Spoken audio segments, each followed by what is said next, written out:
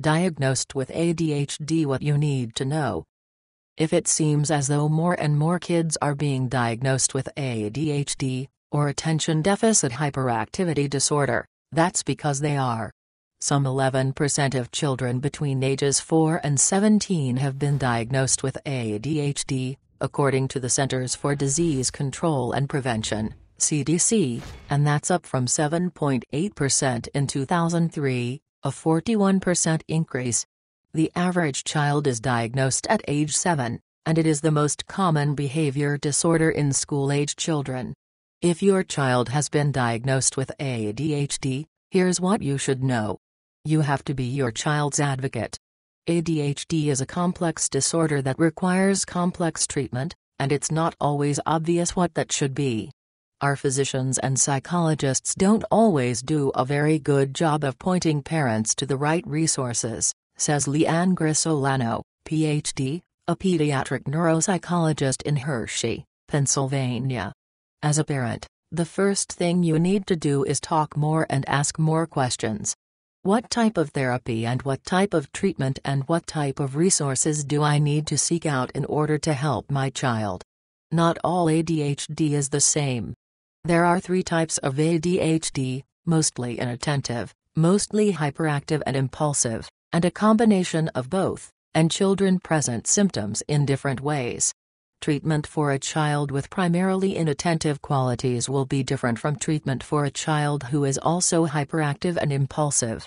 It's also easier to miss inattentive ADHD, which is the form most commonly seen in girls with the disorder. There may be other issues.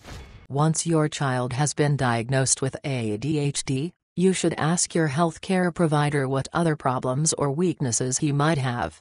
It's really important that the parents and teachers know about that because treating ADHD alone is often an incomplete treatment. Make sure you've had your child screened for learning disabilities, cognitive processing weaknesses, and other conditions so you're addressing the complete picture. Your child may need medication. Roughly 70% of children with ADHD are on medication, according to the CDC, and it can dramatically reduce symptoms.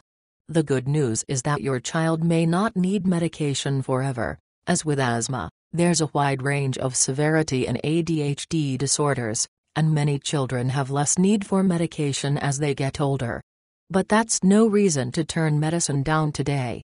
The vast majority of children with ADHD who take medicine don't need it for the rest of their lives, but right now your child is having difficulties, so it can help right now, Dr. Stein says.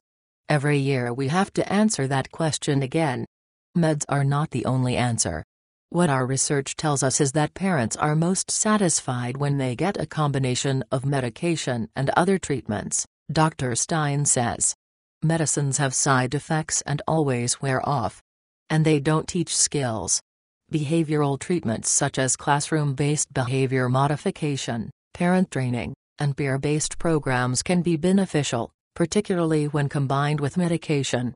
Delaying medication may do more harm than good. Many of the symptoms of ADHD get better with time, especially those of hyperactivity. But because of their symptoms, children with ADHD tend to have significant problems at school. They fall behind, and it affects them socially and it affects their self-esteem, Dr. Stein says. You don't want your child to dig herself into a hole she can't get out of. It's important for your child to excel at something because of their struggles at school and the resulting loss of self-esteem. Putting a lot of focus on school and academics can worsen a child's situation. It's helpful for your child to try different activities so you can find one that he likes and can perform well in. Although some kids with the disorder are talented athletes, many aren't, so more individualized sports are a better bet, swimming and martial arts, for instance.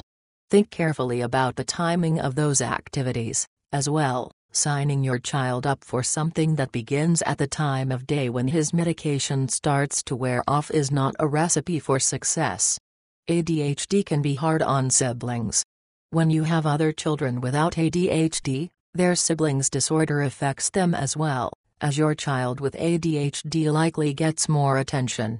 Remember that your non-ADHD child's successes are just as much a cause for celebration, and be mindful of how often you enlist his help with your child with ADHD, because it may cause resentment over time.